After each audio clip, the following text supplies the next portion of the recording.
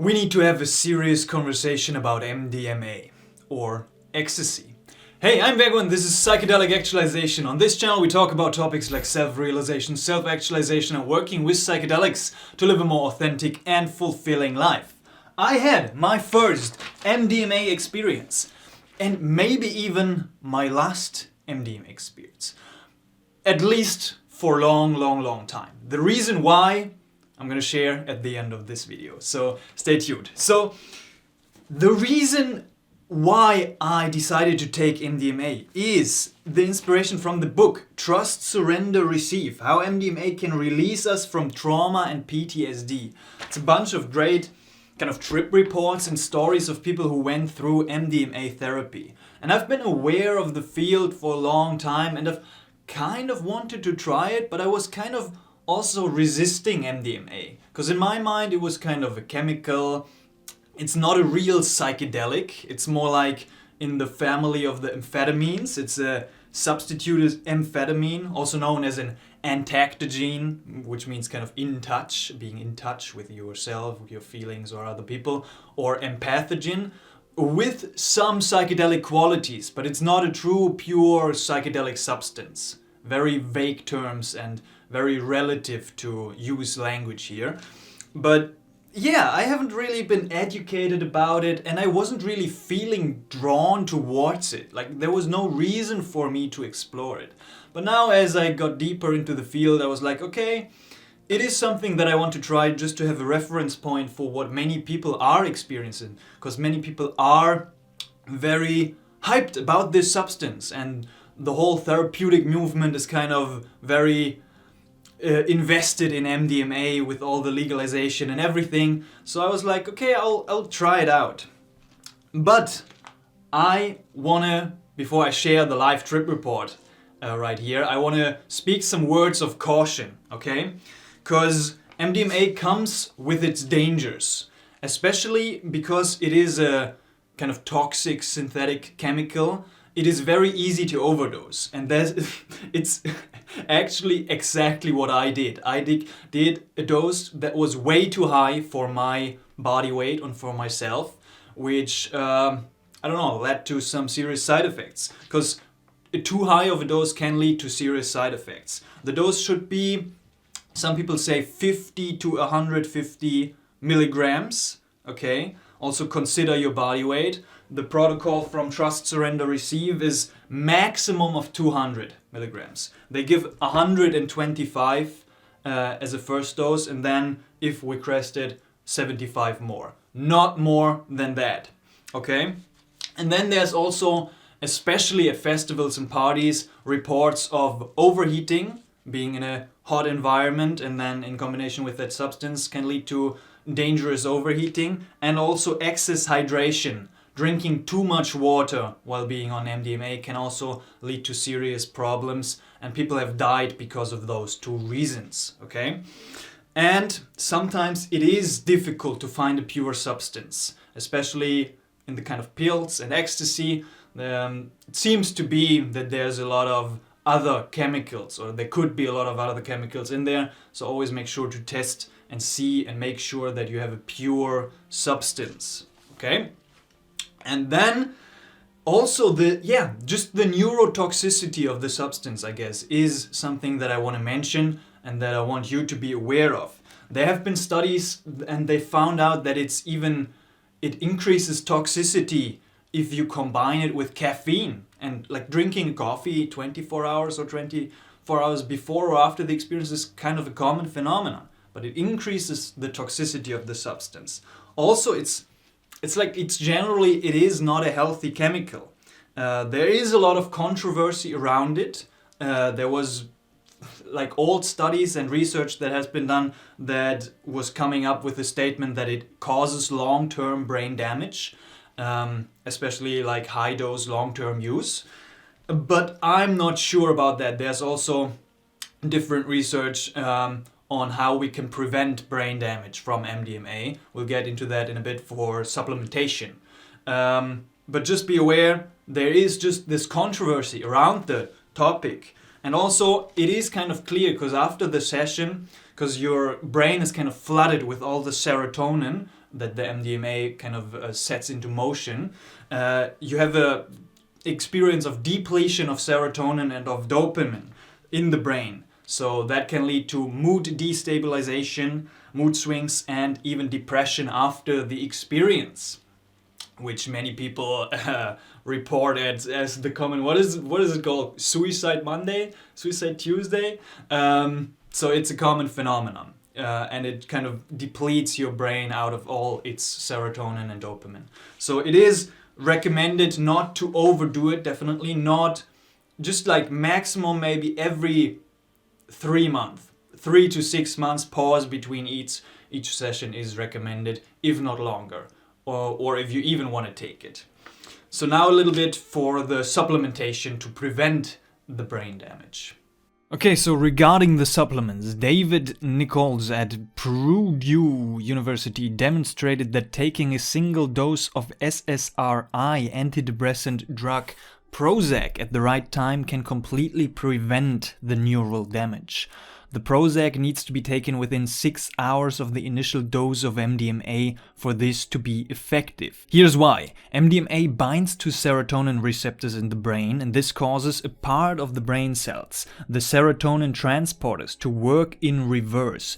That is, for around 5 or 6 hours, instead of pumping serotonin back into the nerve terminal as they normally do, the serotonin transporters start pumping serotonin out of the neurons, into the synapse, where it stimulates neighboring cells and produces the desired psychoactive effects.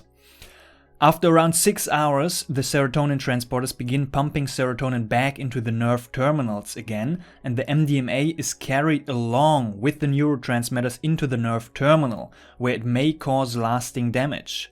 Prozac binds to the same receptor sites in the brain as MDMA, only much more aggressively, and it knocks the MDMA molecules off the receptors before they can be absorbed, so they are safely removed from the body before causing any damage. Additional studies have shown that large doses of vitamin C and alpha-lipoic acid can also prevent any observable damage to serotonergic dendrites from the drug.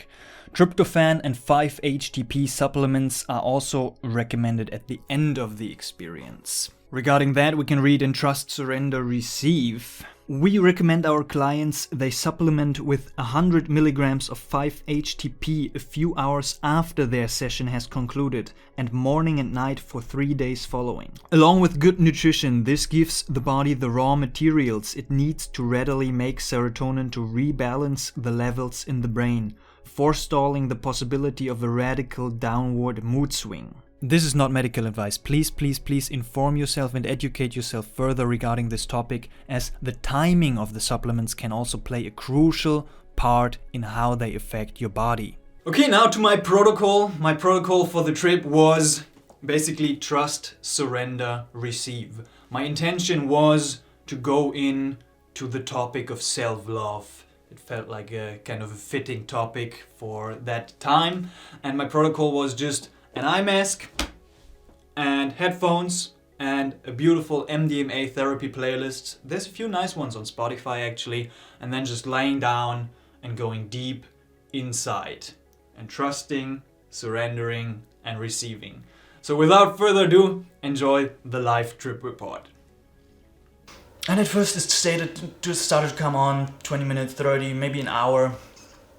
And I was feeling something. It was working, and I was like, I'm not sure. Like, where does this go? I don't know what to do with this state.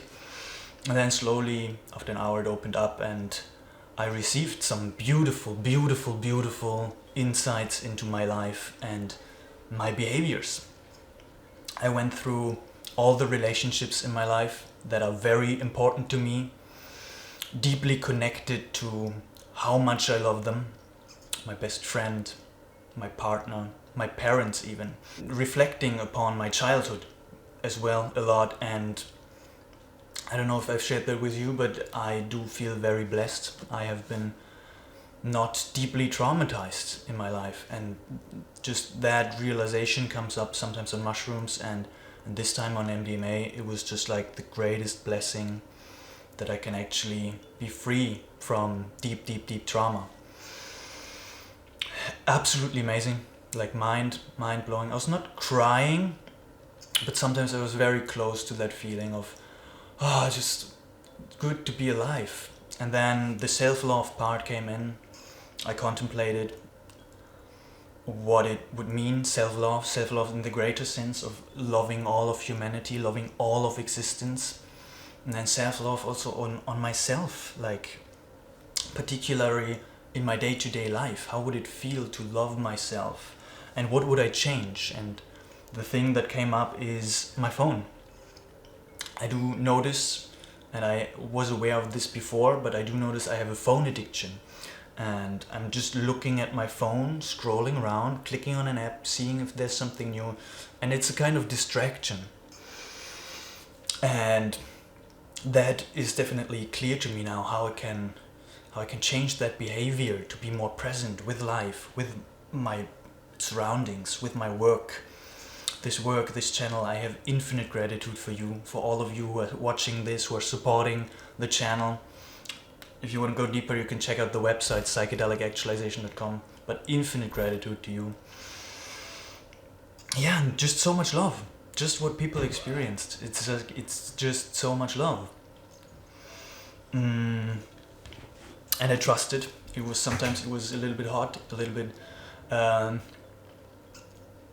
weird to feel in, body sensations. It was hot and cold, but I trusted that the medicine would work. I surrendered into that sensation, and I received a great blessing.